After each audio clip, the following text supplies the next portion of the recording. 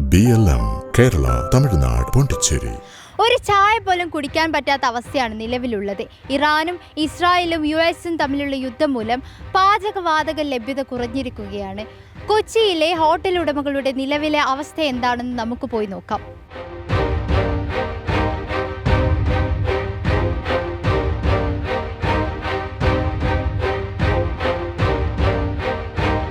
ചേട്ടാ, എങ്ങനെ ഇവിടെ ഗ്യാസ് ഒക്കെ ഉണ്ട് കുക്ക് ചെയ്യാൻ?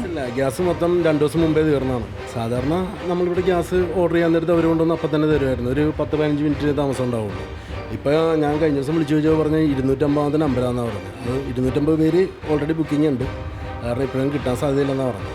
നമ്മൾ കാരണം ഇപ്പോൾ വിറയിലിട്ട് ഊണ് മാത്രം വയ്ക്കുകയാണ്. കാരണം ഇപ്പോൾ ആൾക്കാർ ഭയങ്കരമായിട്ട് കഷ്ടപ്പെട്ടുകൊണ്ടിരിക്കും.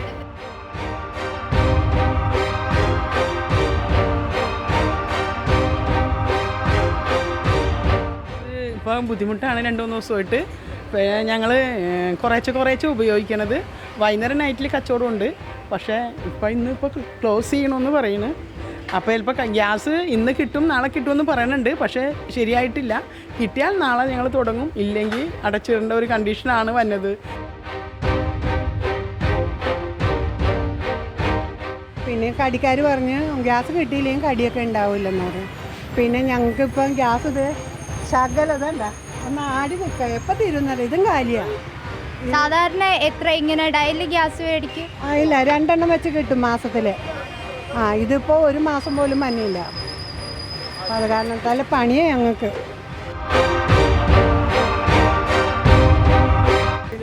അപ്പനും അമ്മയും പ്രായമായി കിടക്കുന്ന അപ്പനും അമ്മമാരുണ്ട്. അപ്പോൾ അവർക്ക് ചിലപ്പോൾ പല അസുഖമായിട്ട് കിടക്കുന്ന മനുഷ്യരായിരിക്കും. അപ്പോൾ അവരുടെ കട്ടിലേക്ക് കൊണ്ട് കൊടുക്കുന്ന ഒരു അവസ്ഥകളിൽ ജീവിക്കുന്ന അപ്പനമ്മമാരുണ്ട്.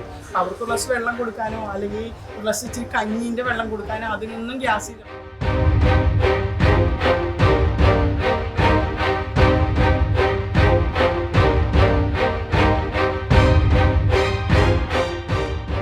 പാചകവാതകത്തിന്റെ ലഭ്യത കുറയുന്നത് സാധാരണക്കാരായ പലരുടെയും ജീവിതത്തെ നേരിട്ട് ബാധിക്കുന്നു എന്നാണ് ഈ പ്രതികരണങ്ങളിൽ നിന്ന് മനസ്സിലാക്കാൻ സാധിക്കുന്നത്. കൊച്ചിയിലെ ഹോട്ടൽ ഉടമകളും ചെറിയ ചായക്കടക്കാരും ഇതിൽ ബുദ്ധിമുട്ട് അനുഭവിക്കുകയാണ്. പലരുടെയും ദൈനംദിന ജീവിതത്തെയും ഉപജീവനത്തെയും ബാധിക്കുന്ന ഈ പ്രതിസന്ധിക്ക് എത്രയും പെട്ടെന്ന് ഒരു പരിഹാരമുണ്ടാകുമെന്നാണ് എല്ലാവരും പ്രതീക്ഷിക്കുന്നത്. BLM കേരള തമിഴ്നാട് പോണ്ടിച്ചേരി.